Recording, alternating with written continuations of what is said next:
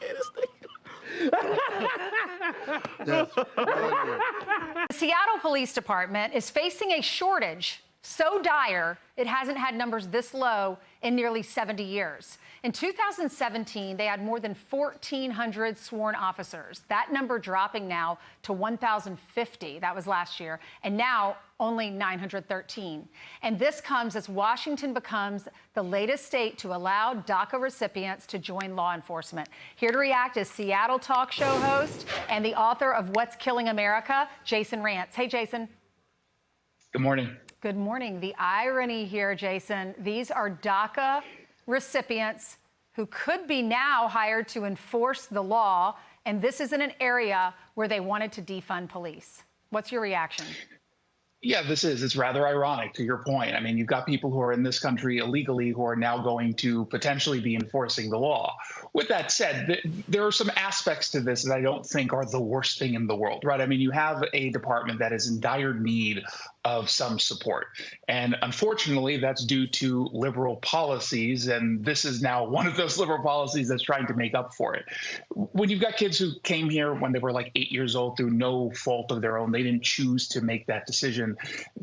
And they want to serve, they want to give back to their communities. I don't see anything inherently wrong with it. The problem is, however, clearly when we're talking about DACA, this is still legally potentially untenable. We don't know where this is going to fall.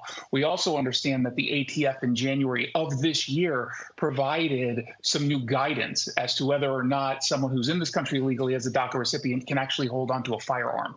And so we're basing a lot of this on an ATF bit of guidance, a letter that could change in January of next year with the new administration. So there's not a lot of stability here. And I wonder, depending on how many people actually apply who are DACA recipients, and I can't imagine that's going to be a high number, but let's say there is some, you're going to put them through the courses, you're going to put them through training, only to then be told, okay, never mind, we have to rescind all of this because the DACA program has been deemed unconstitutional or the ATF has changed its policy.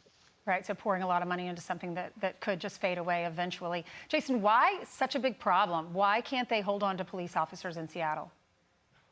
Well, the problem is still stemming from the defund movement. You had a movement that was out there calling cops murderers and racists. And unfortunately, you had a city council at the time that embraced and amplified those messages.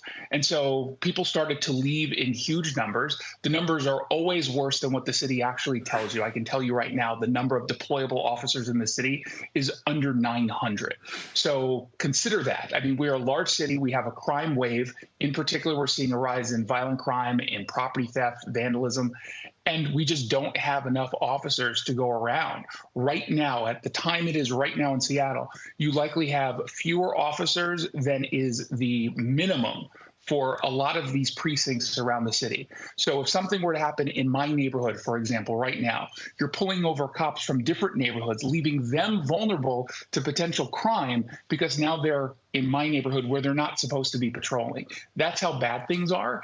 And when you talk to the union president, when you talk to the union members, they don't think this is going to get any better anytime soon, but they are at least feeling a little bit hopeful. We have a now council that is considerably more moderate in comparison to what we used to have. And they're looking at that and saying, okay, maybe things will start to calm down just a little bit on the staffing side. Yeah, Jason, while you were talking, there's horrific video that was being seen of a girl being pushed down the stairs by someone, and he kept going back after her again and again and again. And we've seen that in the subways here in New York. It's a scary time. Thank you so much, Jason, for coming on.